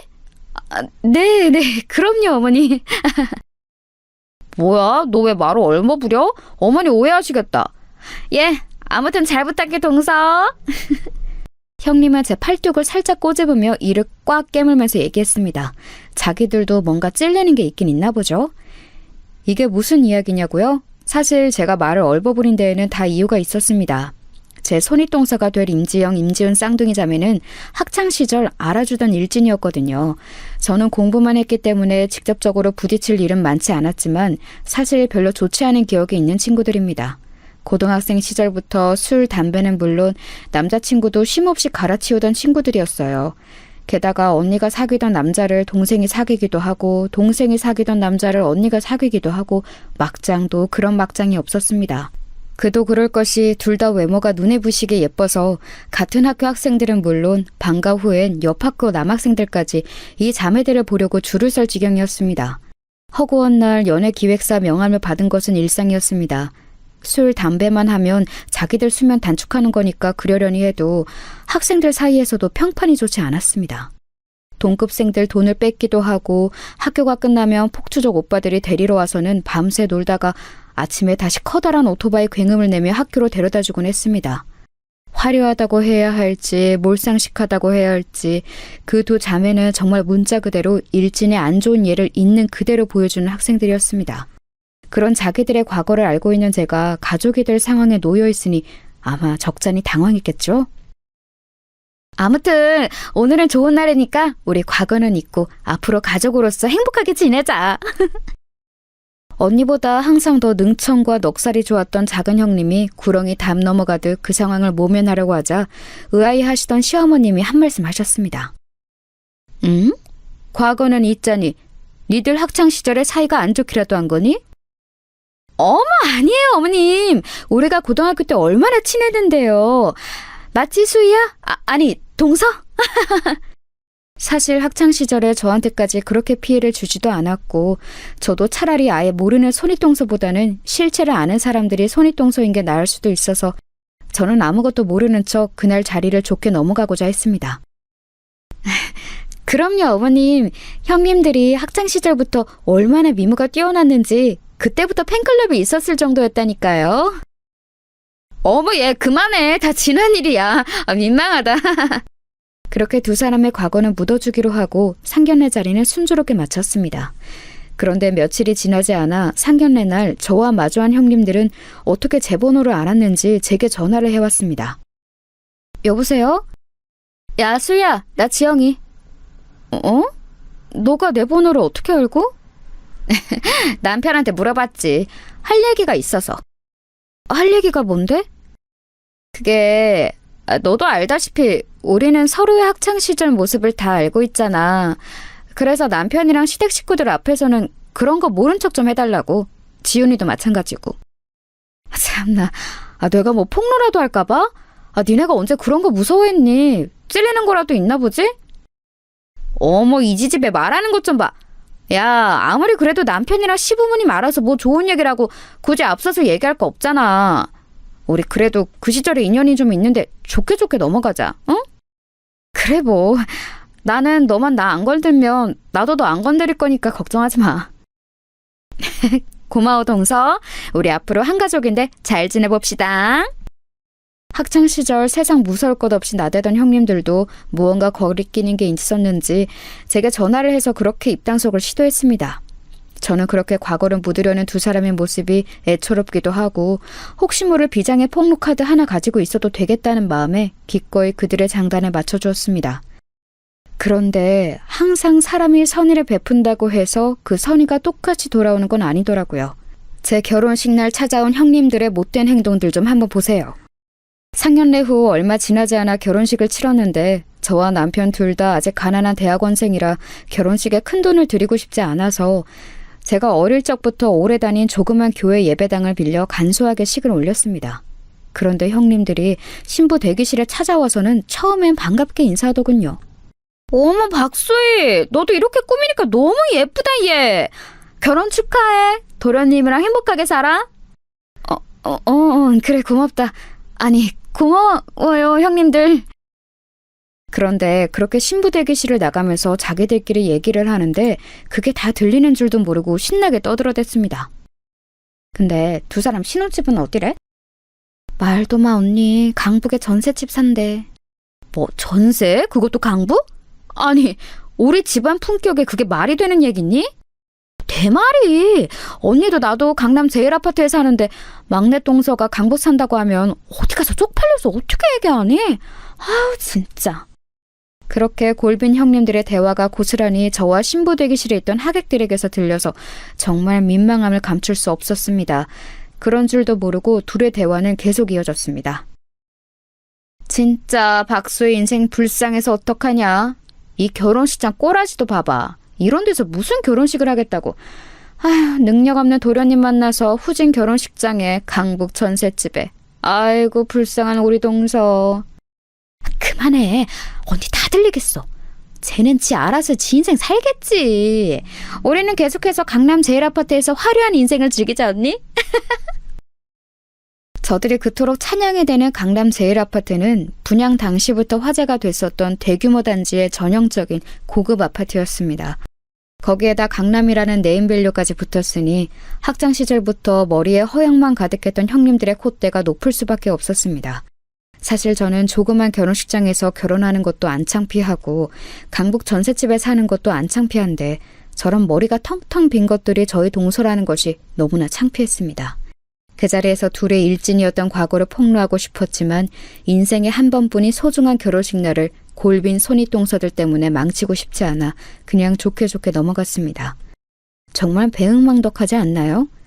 저는 자기들 수치스러운 과거는 입도 뻥긋 안 하고 이날까지 왔는데 자기들은 새로 가족으로 맞이할 시동생을 저렇게까지 흉보다니요? 걱정해주는 척하지만 사실은 자기들 잘 사는 것을 과시하는 것뿐인 그들의 태도에 정말 화가 났습니다. 식이 끝나고 따로 찾아가 한마디 할까 했지만 일단은 참기로 했습니다. 그래도 그렇게 언짢았던 결혼식과는 상반되게 신혼생활은 행복하기 그지없었습니다. 남편과 밤새서 연구실에서 쪽잠을 자면서 하던 연구를 이제는 집이라는 한 공간에서 같이 할 수도 있고 남편도 저도 너무나 사랑하는 분야의 공부를 할 수 있다는 것만으로도 행복한데 그걸 사랑하는 사람과 함께 평생을 할 수 있다는 사실이 너무 행복했습니다. 그렇게 둘만 붙어서 사는 결혼 생활이면 영원히 행복할 수 있을 텐데 아직 대한민국의 결혼 생활은 그럴 수만은 없나 봅니다. 바로 명절이라는 큰 이슈가 기다리고 있었기 때문이죠. 결혼을 하고 몇 달이 지났을 무렵 추석이 다가왔는데요. 이때까지 명절 때 시부모님 댁과 두 아주버님 댁에서 번갈아 가며 모임을 했었다고 하네요. 이번 차례는 큰 아주버님 댁이었습니다. 저는 정말 가기 싫었습니다. 그 잘난 강남 제일 아파트로 우리를 불러들여 또 얼마나 자기네가 잘 사는지 거들먹거릴 게 뻔히 보였거든요. 자기들 사는 걸로 거들먹거리는 것까지야 좋다 이거예요. 그런데 왜 아무 부족함 없이 잘 살고 있는 저희 부부까지 걸고 넘어지면서 무시하냐는 말이죠. 그나마 가족들이 다 서울 살아서 명절 당일에만 저녁 식사를 한다고 해서 하루만 참고 견디자 하는 생각으로 버티기로 했습니다. 그렇게 마지못해 끌려가듯 첫 명절 모임에 간 날 역시 아니나 다를까 큰형님의 거들먹거림은 현관문을 들어서면서부터 시작되었습니다. 처음 들어선 큰형님의 강남 제일 아파트는 정말 입이 떡 벌어질 정도로 세련되고 좋았습니다. 어머 막내 서방님 동서 어서 들어와.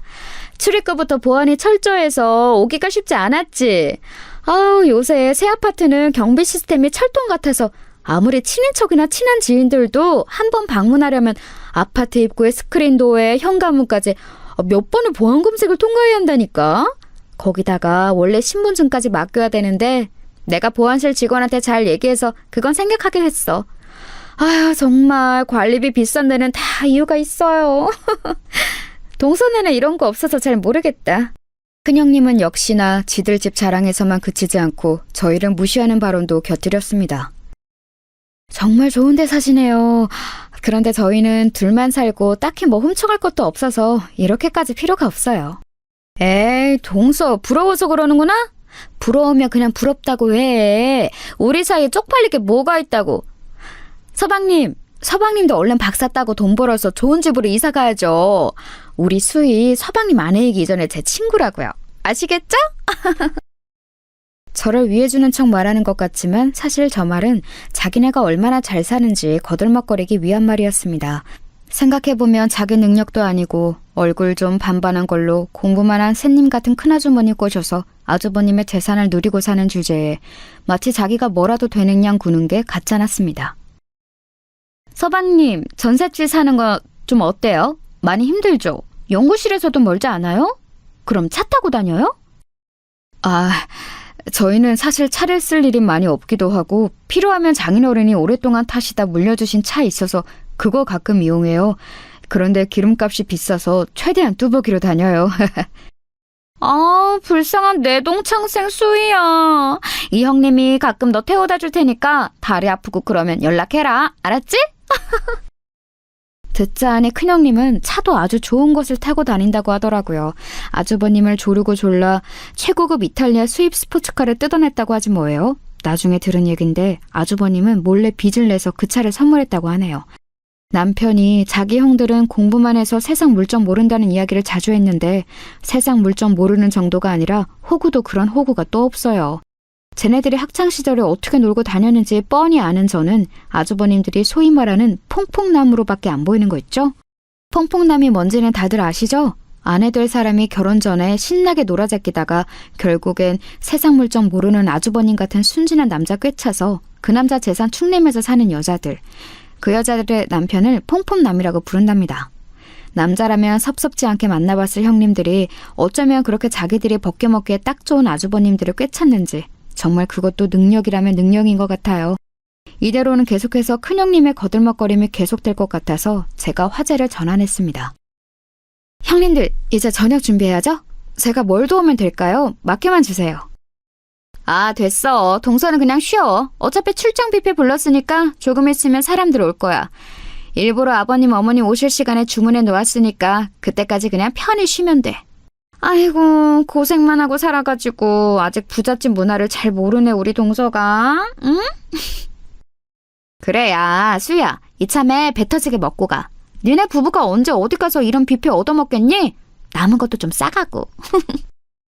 옆에서 듣고 있던 작은 형님은 그 잘난 체를 거들었습니다. 화제를 돌리려고 한 것이 오히려 형님들의 거들먹거림을 도와준 꼴이 되어서 분했습니다. 뒤늦게 시부모님들이 오시고 정말 밥이 입으로 넘어가는지 코로 넘어가는지도 모르게 그렇게 언짢은 명절 식사 모임은 마무리되었습니다. 돌아가는 차 안에서 남편이 제게 말을 걸었습니다. 여보, 미안해. 내가 아직 자리를 못 잡아서 우리 집에다가 형님들처럼 내세울 게 별로 없네. 얼른 공부 열심히 해서 논문도 통과하고 그걸로 자리도 잡을게. 아니야, 여보가 왜 미안해. 쟤네들 고등학교 때부터 저랬어. 솔직히 너무 언짢긴 하지만 나는 여보랑 나랑 둘이 알콩달콩 살고 있는 지금 생활에 만족해. 그렇게 말해줘서 고마워, 여보. 여보가 형수님들 조금만 더 이해해줘. 우리 형들 장가도 영영 못 갈 것처럼 매력이라고는 없던 그 새님 형들이 장가 간다고 쌍둥이 색시를 동시에 데려왔을 때 엄마가 얼마나 기뻐하셨는지 몰라. 형수님들이 철없이 굴긴 해도 부모님한테는 싹싹하게 잘하니까 당신한테 좀 거들먹거려도 너구를 넘어가 주라. 알겠어. 그런데 자꾸 선을 넘으면 나도 참지는 않을 거야. 근데 여보, 아주버님들이 동시에 어머니께 형님들을 인사시켰다고? 애초에 아주버님들은 어떻게 형님들을 만난 거야? 그거는 다음에 기회 되면 이야기해줄게. 뭐야, 뭔데 궁금한 게 그래. 얼른 얘기해줘. 어떻게 만났는지가 뭐가 중요해. 그나저나 형수님들은 학창시절에 어떤 학생들이었어? 뭐야, 내가 먼저 물어봤잖아. 먼저 얘기해주면 나도 얘기해줄게. 여보가 먼저 얘기해주면 나도 얘기해줄게. 참나. 됐어. 얘기해주지 마. 나도 안 할래. 순진한 아주머님들이 일진 생 양아치였던 형님들을 어떻게 만났는지 무척 궁금했지만 저도 얘네가 일진이었던 과거는 마지막까지 비장의 카드로 가지고 있고 싶어서 더는 물어보지 않았습니다.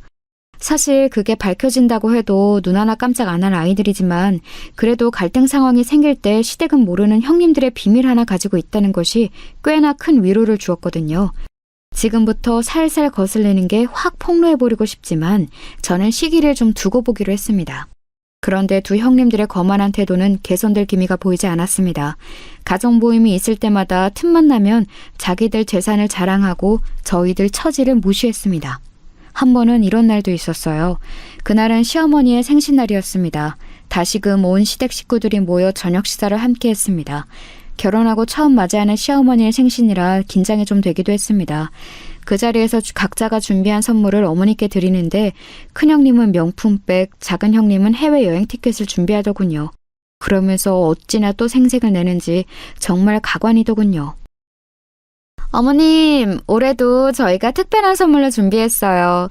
부디 이쁜 가방 메고 해외여행 즐겁게 다녀오세요. 저희가 이거 준비하느라고 몇 달을 밥을 굶었는지 몰라요. 맞아요, 어머님. 이거 준비하려고 몇 달간 아번 용돈도 확 깎았다니까요. 근데 동서는 뭐 준비했어? 저는 어머님, 이거... 형님들의 화려한 생신 선물 사이로 제가 건넨 것은 핸드폰 가죽 케이스였습니다.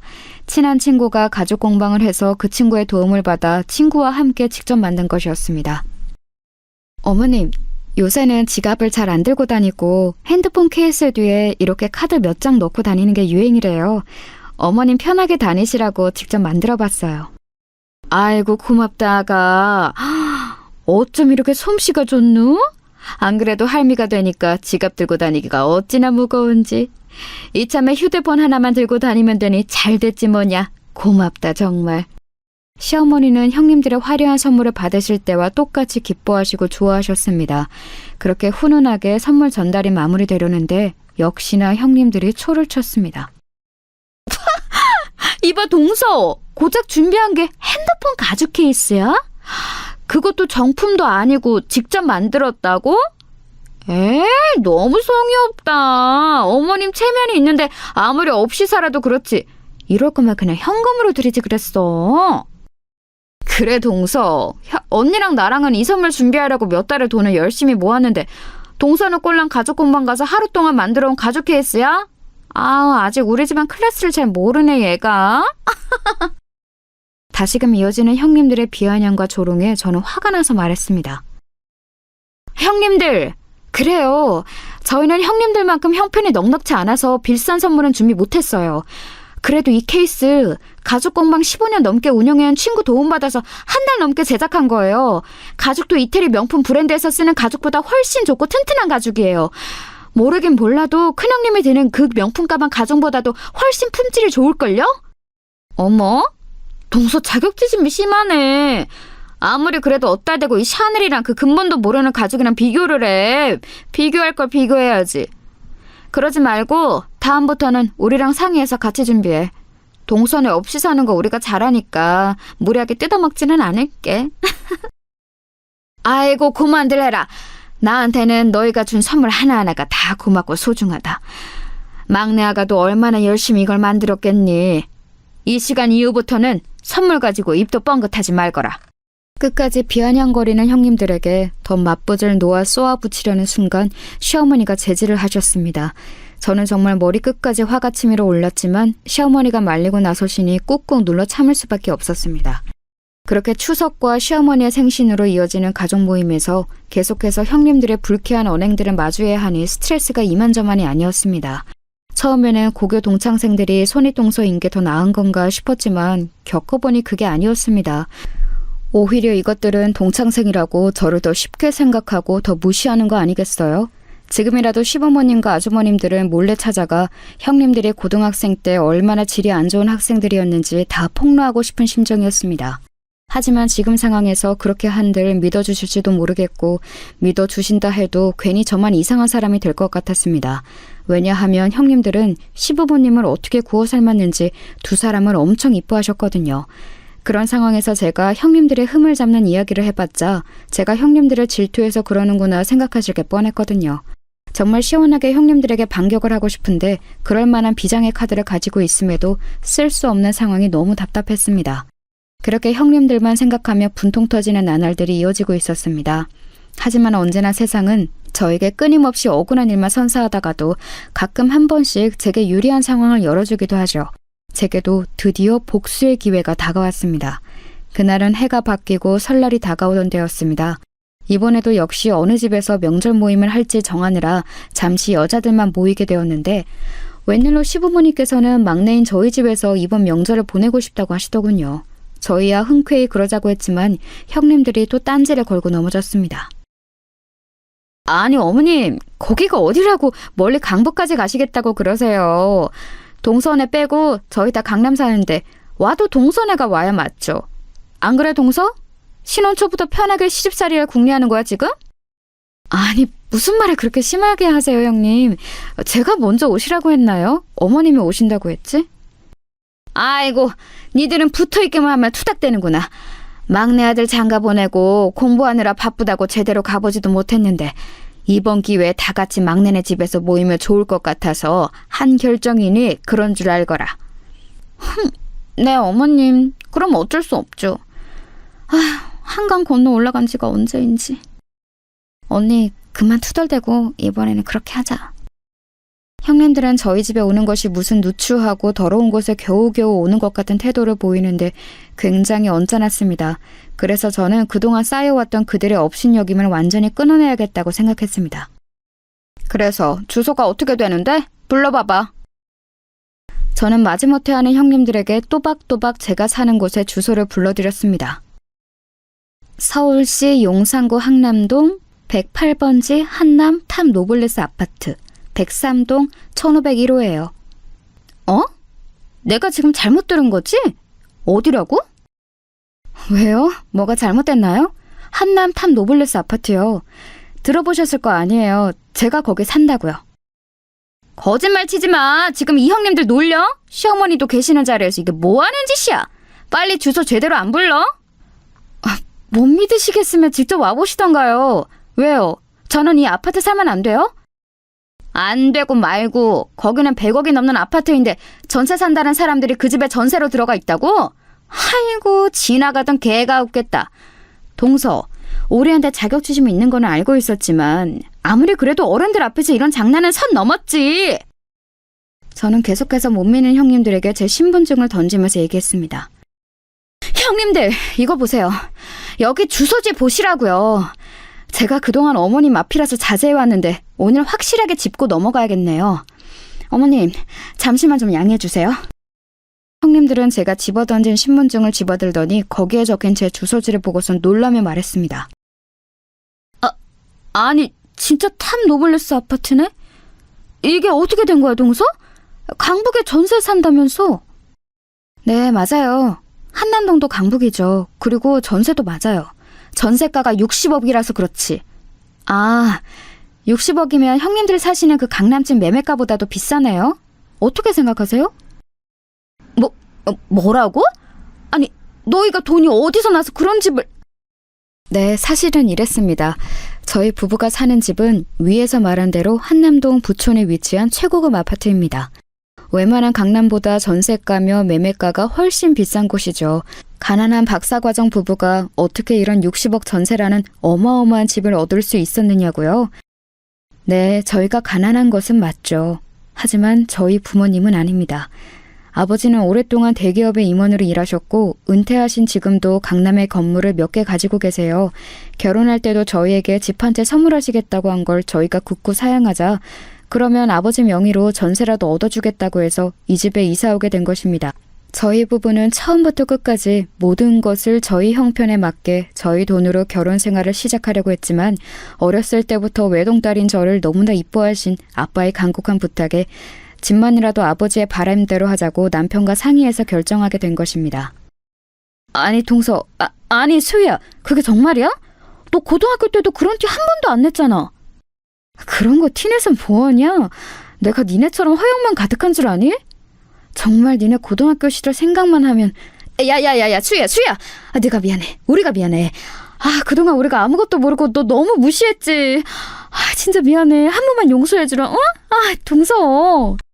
제가 홧김에 두 형님들의 고등학교 시절을 시어머님 앞에서 폭로하려는 눈치가 보이자 큰형님은 번개처럼 저를 제지하고 나섰습니다.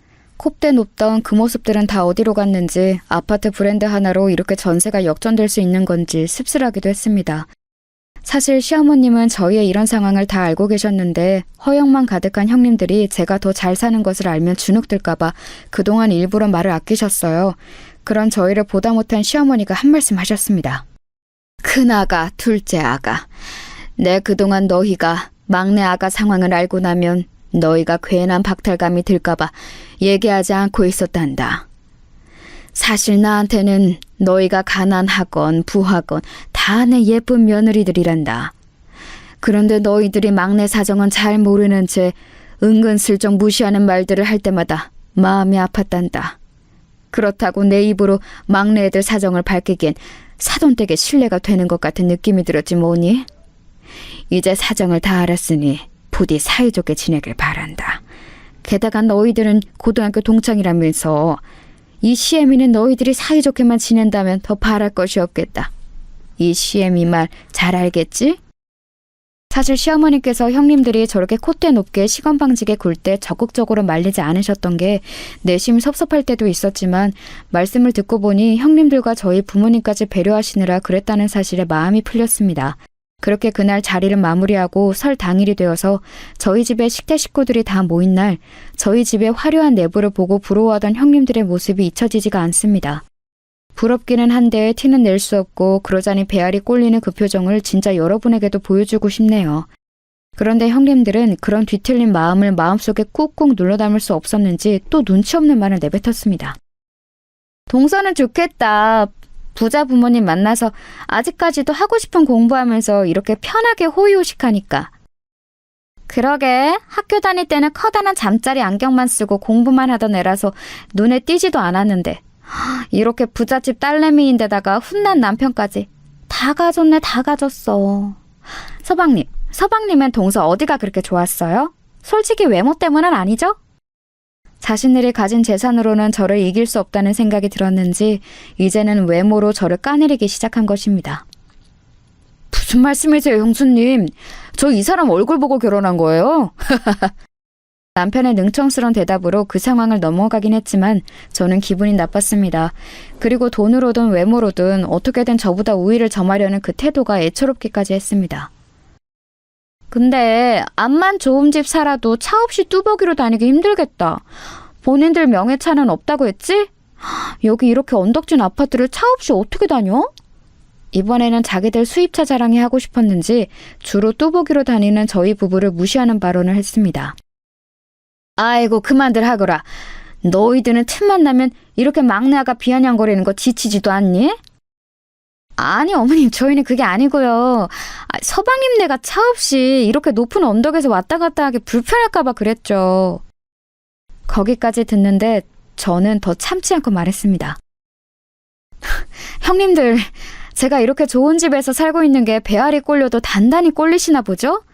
제가 그동안 많이 참았는데 이제는 제 외모 비하에 또 차는 왜 걸고 넘어져요? 형님들 저보고 자격지심이라고 했죠? 그 자격지심은 형님들이 부리고 있네요. 진짜 가짜나서 정말. 뭐야? 너 지금 말 다 했어? 이게 어디 손이똥수한테 자격지심이 어쩌고 어째? 나 진짜 어이없어. 여보, 우리 그만 가자. 나 기분 다 잡쳤어. 그래 여보, 우리도 가자. 막내 동서 잘난 척하는 꼬라지 더 이상 못 보겠다. 그러더니 아주머님들을 이끌고 확 나가버리는 게 아니겠어요? 아이고 얘들아, 어디 가니? 얼른 다시 이리 오지 못해? 시어머니가 나서는 그들을 붙잡으려고 하는데도 형님들은 아랑곳하지 않고 자리를 떠버리더라고요. 어머님 냅두세요. 이번 명절은 우리끼리만 조촐하게 지내요. 이 기회에 형님들 저 비아냥거리는 버릇 싹 고쳐줘야겠어요. 아휴, 내가 며느리들 때문에 늙는다 늙어. 그렇게 설 명절은 며느리들의 기싸움으로 살벌하게 끝이 났습니다만 제가 거기서 계속 져주면 저희 부부를 넘어서서 저희 부모님까지 능욕을 할까봐 더 이상 참으면 안 되겠다 싶었습니다. 기회를 봐서 단단히 한번 혼을 내줘야겠다는 생각이 들었습니다. 그리고 그 기회는 그리 오래 지나지 않아서 찾아왔습니다. 해마다 한국은 장마철이 되면 엄청난 비가 쏟아지곤 하잖아요. 이번 여름도 어김없이 물폭탄이 쏟아진 거 다들 기억하고 계시죠? 그런데 강남 고가 아파트의 위상을 자랑하던 형님네 강남 제일 아파트 지하주차장이 죄다 침수가 되었다지 뭐예요? 큰형님이 자랑하던 그 이탈리아 스포츠카요. 당연히 그것도 침수가 되었죠. 큰 아주버님 차는 물론 같은 아파트에 살던 작은 아주버님네 차도 죄다 물에 잠겼대요. 아이고, 이를 어째! 내 자동차! 나중에 전해 듣기로는 큰형님은 그렇게 아주버님을 열심히 졸라서 산 스포츠카가 허무하게 물속에 잠기는 것을 보고서는 떠나가라 오열을 했다고 하네요. 이번 비 피해로 이렇게 재산의 피해를 입으신 분들을 생각하면 이런 마음 품어서 안 되지만 그래도 늘 저희 부부를 비아냥거리던 형님네가 그것도 마지막 남은 자존심이었던 그 이탈리아 수입 스포츠카마저 그렇게 허무하게 물속에 잠기는 것을 보니 통쾌한 마음은 감출 수가 없었습니다. 그렇게 자랑하던 강남 제일 아파트는 지하주차장 전체 침수라는 굴욕을 겪어야 했고 그렇게 콧대 높던 이탈리아 스포츠카는 그 침수 아래에서 허무하게 사라져간 것이지요.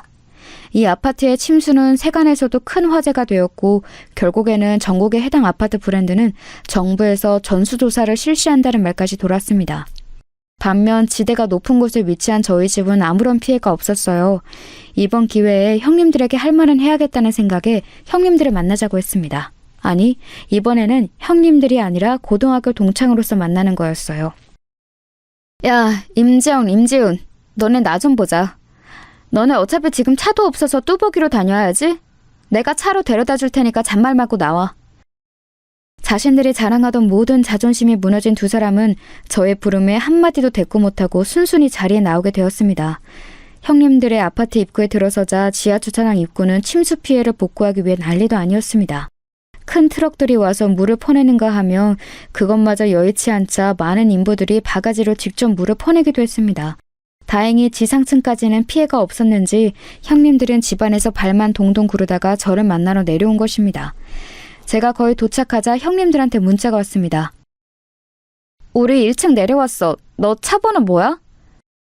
1792야. 그거 보면 바로 타. 여기 복잡하니까 얼른 빠져나가게. 1791? 지금 저 세단에 타고 있는 게 너라고? 그랬습니다. 제가 타고 있는 차, 그러니까 아버지에게 물려받은 이 차는 큰형님의 이탈리아 수입차보다 훨씬 비싼 독일 수입 세단이었습니다. 뭐해? 얼른 안 타고? 형님들은 쭈뼛거리면서 제 차에 올라탔습니다. 재산을 잃은 상심과 그동안 제게 콧대 놓게 굴었던 게 창피했던지 둘은 아무 말이 없었습니다. 그런 그들에게 제가 말했습니다.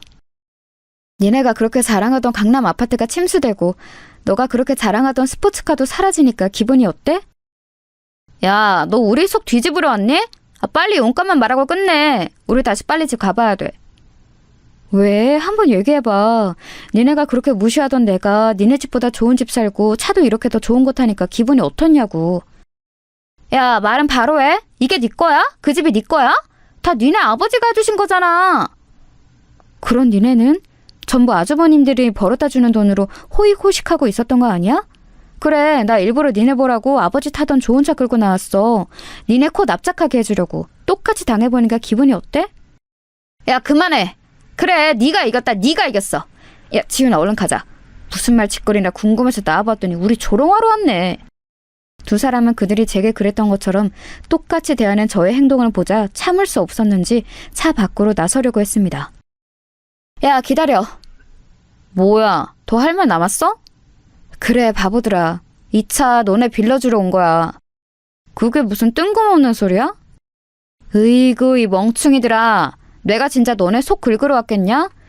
어차피 남편이랑 나는 차도 잘 안 타고 다니니까 니네 차 보상협의 끝날 때까지 이거 타고 다니라고 내가 특별히 은혜 베푸는 거다. 뭐야, 병 주고 약 줘? 됐어, 이러지 마. 그러지 말고 받아. 지훈이 둘째도 임신했는데 차도 없이 어떻게 다닐라 그래? 지영이 네가 옆에서 데리고 다니면서 잘 돌봐줘. 거기까지 얘기하는데 두 사람의 눈시울이 붉어지기 시작했습니다. 박수희, 너 끝까지 우리 나쁜 사람 만든다? 맞아. 너네 나쁜 거 맞는데 그래도 가족으로서 그리고 동창으로서 선의를 베푸는 거니까 대신에 앞으로 2번 다시는 우리 부부 무시하는 말 하면 안 된다. 알겠지? 알겠어. 그동안 정말 미안했던 수희야. 그런데 갑자기 왜 이렇게 잘해주는 거야? 우리 고등학교 때도 그닥 친하지도 않았잖아. 그건 맞지. 근데 나 어릴 때 니네 보면서 항상 짠했어. 세상 여왕인 것처럼 굴고 다니지만 사실은 너의 마음도 공허해서 그랬던 거잖아. 어머니 일찍 돌아가시고 아버지랑도 사이 안 좋았던 거 다 알고 있어. 주변에서 다 니네들 질안 좋다고 손가락질할 때도 나는 그런 니네가 짠했다고. 그런데 세월이 지나서 그랬던 니네가 내 손윗동서가 된다고 하니 얼마나 놀랐는지 아니? 그때 짠했던 마음 이제야 가족으로서 좀 다가가보자 했는데 니네가 계속 가난하다고 나한테 선을 긋더라. 사실 나는 그 시절부터 니네 돕고 싶었어. 그런데 이제 와서야 그 기회가 왔네. 이 차 타고 당분간 편하게 다니고 혹시 지금 집에 머무르기 불편하면 우리 집에 와서 당분간 지내도 돼. 박수희, 고맙다 정말. 사실 그랬습니다. 어렸을 때 공부만 해왔던 저는 자유분방한 이 두 자매가 때로는 부럽기도 했습니다. 그래서 불량하긴 했지만 알 수 없는 동경이 있기도 했고 나중에 집안 사정을 듣고 나서는 더 짠해지기도 했습니다. 하지만 노는 물이 달랐기에 학창시절 내내 가까워질 기회는 거의 없었죠. 그러다가 동서지간으로 이렇게 마주하게 됐을 때는 놀랍기도 했고 반갑기도 했지만 어릴 때 버릇 못 고치고 건방지게 구는 모습에 역시 사람은 변하지 않는구나 하는 생각을 갖기도 했습니다. 그런 그들에게 저는 자비를 한번 베풀어 보고 싶었습니다. 어차피 그들이 그렇게 거들먹거리던 재산도 제 앞에서는 아무것도 아닌 게 됐고 악을 선으로 갚으라는 말도 있잖아요. 솔직히 이번에 차 빌려주는 것은 일종의 테스트였습니다. 이렇게 선의를 베풀었을 때 자격지심으로 저에게 날카롭게 굴면 영영 안 보고 살 생각이었는데 의외로 자기들 잘못을 뉘우치고 눈물을 보이는 모습에 아, 내가 보는 눈이 영 틀리지는 않았구나 하는 생각을 갖게 됐죠. 그날 이후로는 형님들과 무난하게 잘 지내고 있습니다. 아니 사실 제 말을 잘 듣고 있죠. 막내 동서는 저인데 제가 맏언니가 된 것처럼 굴고 있습니다. 동서, 아니 수희야 오늘 뭐 해? 오늘 너희 연구실 놀러 가도 돼? 나 까막눈이나 다름없잖아. 박사님들 공부하는 데는 어떤지 구경하고 싶어. 수희야, 오늘 언니랑 근처 왔는데 점심 같이 할래? 너 좋아하는 수제버거집 가자. 이런 식으로 틈만 나면 제게 앵기면서 친해지려는 시도를 하였습니다. 사실 그들도 애정이 부족했던 탓에 학창시절 그렇게 엇나갔던 것이라고 생각합니다.